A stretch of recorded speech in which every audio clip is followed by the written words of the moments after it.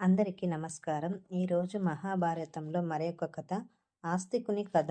ఇది గరుత్మంతుని కథకు కొనసాగింపు కథ. ఇక కథలోనికి వెళ్ళిపోదాం. అలా ఆదిశేషుడు తన త్రోవను తాను చూసుకున్నాడు. ఆ మాటే చెబుతూ వాసుకి తమ్ములతో ఆదిశేషుడు ఏమీ పట్టించుకోవడం లేదు. మన పొత్తు వదిలేశాడు. బ్రహ్మ గురించి తపస్సు చేసి భూభారం వహిస్తున్నాడు. నాకు మాత్రం మన తల్లి ఇచ్చిన శాపం, జరగబోయే జనమేజయుని సర్పయాగం, అందులో పడి మన వాళ్ళు చనిపోతూ ఉండడం తలుచుకుంటుంటే నాకు కాళ్ళు చేతులు ఆడటం లేదు. ఏం దారి? అమృత మదన వేళ నేను కవ్వం తాడగా ఉపయోగించుకోవడం తప్ప. అప్పుడు నేను పడ్డ కష్టం చూసి దేవతలందరూ బ్రహ్మకు చెప్పి నాకు మరణం లేకుండా, దేని వలన భయం లేకుండా ఉండే వరాలిచ్చారు. కానీ మన వాళ్లకు రానున్న ఆపద తలుచుకుంటే దుఃఖం ఆగకుండా ఉంది.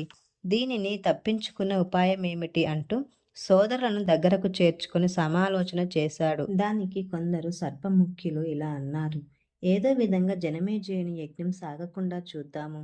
బ్రాహ్మణ వేషాలోకి వెళ్ళి ఈ క్రతువు మంచిది కాదని చెబుతాము. కొంతమందిమి ఆయన వద్ద మంత్రులుగా చేరి ఈ యాగం చేస్తే ఇహపరాలకు చెడిపోతావని చెబుతాము. అతడు ధర్మప్రభువు, మన మాట తప్పకుండా వింటాడు అన్నారు మరికొందరు.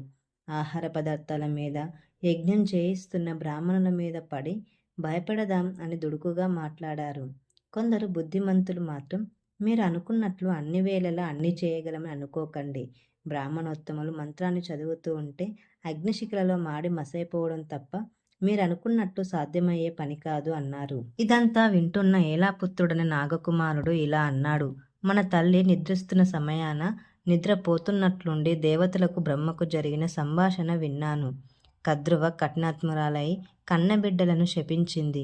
వారు కూడా తల్లి మాటను వినలేదు. ఈ ఉపద్రవానికి ఉపాయంతరం ఏమిటని దేవతలు అడగ్గా బ్రహ్మ ఇలా చెప్పాడు: జగత్తుకు అపకారులైన సర్పాలు కొన్ని ఉన్నాయి. అందువలన ఈ శాపానికి ఒడబడక తప్పదు. అయితే లోకానికి హితువు చేసే సర్పాలు మాత్రం వాసుకి చెల్లెలైన జరత్కారువుకు జరత్కారుడనే మహర్షికి జన్మించే ఆస్తికుడనే మహా తేజస్వి వలన జనమేజయుని యాగం మధ్యలో ఆగిపోయి రక్షించబడతాయి అని బ్రహ్మ అన్న మాటలు చెప్పగా విని సర్పాలు చాలా సంతోషించాయి. అప్పటి నుండి జరత్కారు మహర్షి తన చెల్లెల్ని ఎప్పుడు పెళ్లాడతాడా అని ఎదురు చూస్తున్నాడు వాసుకి. అలా ఉంటుండగా యాయావర వంశస్థుడు పరమ తపోనిధి అయిన జరత్కార మహర్షి సంసార బంధంపై విముఖుడై బ్రహ్మచర్యాన్ని పాటిస్తూ ఋషి రుణాన్ని తీర్చుకుంటూ అడవిలో పడి తిరుగుతూ ఒక చోట ఒక చెట్టును చూశాడు. దాని వ్రేళ్లన్నింటిని ఒక తల్లి వేరు తప్ప ఇంకేమీ లేదు. ఆ వేరును ఒక ఎలుక కొరికివేసింది. పడిపోవడానికి సిద్ధంగా ఉన్న ఆ చెట్టు కొమ్మనొక దానికి సూర్యకిరణాలను మాత్రమే ఆహారంగా గ్రహిస్తూ తలక్రిందులుగా వ్రేలాడుతూ కొందరు మునులు తపస్సు చేసుకుంటున్నారు. అది చూసి అతడు వారితో, మహానుభావులారా, ఇలా వేలాడుతూ తపస్సు చేయడం కూడా ఒక విధమైన తపస్సు కాబోలు. దీని వివరాలు చెబితే నాకు కూడా అలా చేయాలని ఉంది, చేస్తాను చెప్పమన్నాడు. దానికి వారు, ఇది ఒక తపస్సేనా? సంతానం అనేది లేక మేమిలా అయినాము. మా వంశంలో జరత్కారుడనే వాడు పుట్టాడు. వాడు పెళ్లి పెటాకులు లేకుండా తిరుగుతున్నాడు. అందువలన మాకీ గతి పట్టింది. ఆ ఎలుక కాలయముడు కొరికివేయబడ్డ వ్రేళ్లన్నీ మా తాత ముత్తాతలు ఉన్న ఒక కూకటి వేరు జరత్కారుడు. వాడు సంతానం లేకుండా మరణిస్తే ఆ వేరును కూడా కొరికివేస్తుంది ఆ ఎలుక. ఈ నీటి గుంట అధోలోకం. వాడి కారణంగా మేమంతా నరక కూపంలో పడిపోతాము. వాడు గనక పెళ్లి చేసుకొని సంతానవంతుడైతే మేము ఊర్ధలోకాలకు వెళ్తాము, లేదంటే అధోగతే. నీవు ఎక్కడి నుంచి వచ్చావో చుట్టంలాగా వచ్చాడు. మా వాడు కనబడితే వాడికి సంగతి చెప్పి పుణ్యం కట్టుకోమన్నారు వాళ్ళు.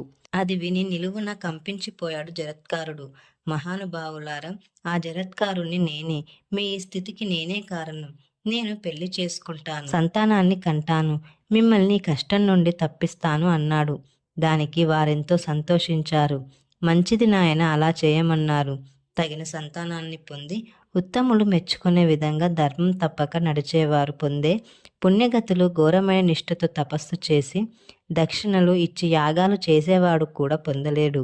కనుక నీవు వెంటనే వివాహం చేసుకొని సంతానాన్ని పొంది మమ్మల్ని ఊర్ధ్వగతులకు పంపవలసిందన్నారు. అలాగేనంటూ జరత్కారుడు, అయితే నా పేరు గల కన్యకనే పెళ్లాడతాను అని వారికి నమస్కరించి అప్పటి నుండి తన పేరు గల కన్య కొరకు అన్వేషించడం ఆరంభించాడు. అలా వెతుకుతూనే ఉన్నాడు జరత్కారుడు. ఆ ప్రయత్నంలో కలిగిన ప్రయాస వలన దేహం కృషించింది. ముసలితనం మీద పడుతోంది. ఎక్కడ తన పేరు గల కన్య తారసపడలేదు. ఇదంతా చారుల వలన తెలుసుకున్నాడు వాసుకి. చెల్లెలు జరత్కారుని వెంటబెట్టుకొని ఆయన సమ్ముఖానికి వెళ్ళి, అయ్యా, ఇది నా సోదరి జరత్కారువు. దీనిని భార్యగా స్వీకరించు. దాని వలన మా వంశం మీ వంశం కృతజ్ఞత పొందుతాయి అని నివేదించాడు. మంచిదన్నాడు జరత్కారుడు. ఆమెను వివాహం చేసుకున్నాడు. ఆమెతో ఒక మాట చెప్పాడు. ఎప్పుడైనా నా పట్ల నీవు అవమానంగా ప్రవర్తించావో ఆ క్షణం నిన్ను విడిచి వెళ్ళిపోతాను అన్నాడు. మారు మాట్లాడక నడుచుకుంటానంది ఆ మగనాలు. కత్తి అంచు మీద నడిచినట్లు ఏమరిపాటు లేక రేయింబవళ్ళు భర్తను సేవిస్తూ వచ్చింది. కొన్నాళ్లకు తూర్పు దిక్కంతా సూర్యుని తన గర్భంలో దాల్చినట్లు ఆమె గర్భవతి అయింది. అలా ఉండగా ఒకనాడు ముని ఆమె తొడను తలాపిగా చేసుకొని జింక చర్మం పరుచుకొని నిద్రపోయాడు. సూర్యుడు అస్తమించబోతున్నాడు. సంధ్యా సమయ కార్యాలు నిర్వర్తించవలసి ఉంది. ముని భర్తను మేల్కొల్పడమా మానడమా అనే సందిగ్ధంలో పడింది జరత్కారువు. లేపితే కోపగిస్తాడేమో, లేపకపోతే ధర్మక్రియాచరణకు లోపం వస్తుంది.